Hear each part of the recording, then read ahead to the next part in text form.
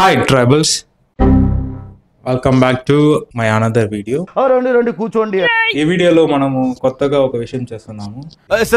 ఏంటి సార్ అది? In road మన యూట్యూబ్ ఛానల్ కాదు, మన యూట్యూబ్ వీడియోస్ కి ఒక ఆడియో క్వాలిటీ లేదని చాలా మంది మన సబ్స్క్రైబర్స్ వచ్చి కామెంట్ చేశారు.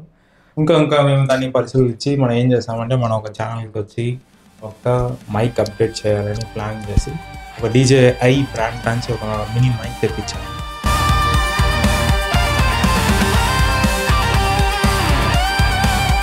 యాక్చువల్గా వచ్చి మన స్టూడియోలో ఒక మైక్ ఉండేది. ఆ మైక్ వచ్చి మనం ఒక బడ్జెటెడ్ మైక్.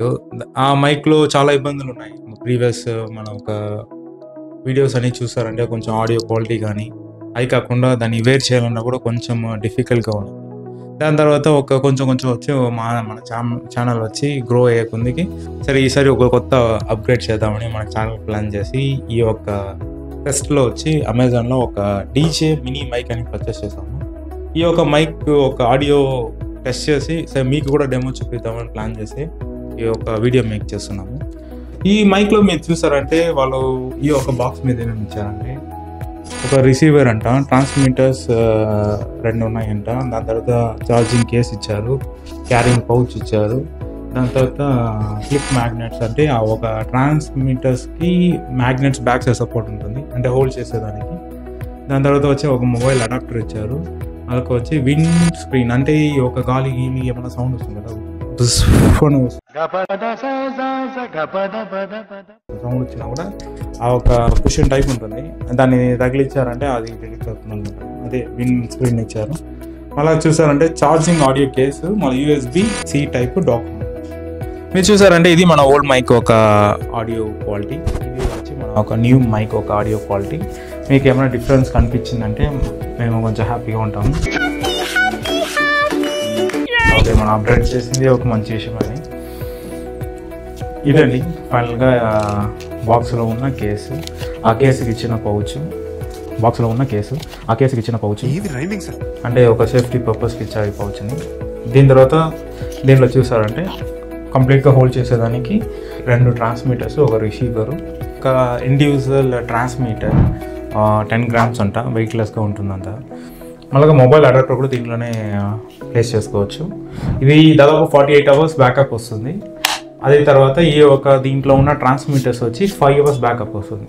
అంటే 5 hours తర్వాత మీరు ఛార్జ్ అయిపోతే మళ్ళీ దీంట్లో ప్లేస్ చేశారంటే మళ్ళీ 5 hours వచ్చి బ్యాకప్ ఛార్జ్ అవుతుంది. అంటే ఒక షార్ట్ టైంలో ఛార్జ్ అయిపోతుంది, మళ్ళీ మీరు వాడుకోవచ్చు.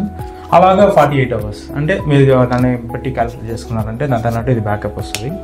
దాని తర్వాత దీంట్లో మంచి అట్రాక్షన్ ఫీచర్ ఏమంటే నేను నచ్చిన ఫీచర్ ఏమంటే మేము ఫస్ట్ బాగా అనలైజ్ చేసి ఒక ప్రొఫెషనల్ మైక్ తీసుకున్నాము, మన వాయిస్లో ఒక క్రంచ్నెస్ రావాలి అంటే క్రంచ్నెస్ అంతా మీరు కొంచెం డబ్బులు ఎక్కువ పెడితేనే వస్తుంది. సరే మన లో బడ్జెట్లో ఏ ఒక మైక్లో ఆ క్రంచ్నెస్ వస్తుంది మేము ప్లాన్ చేసాము.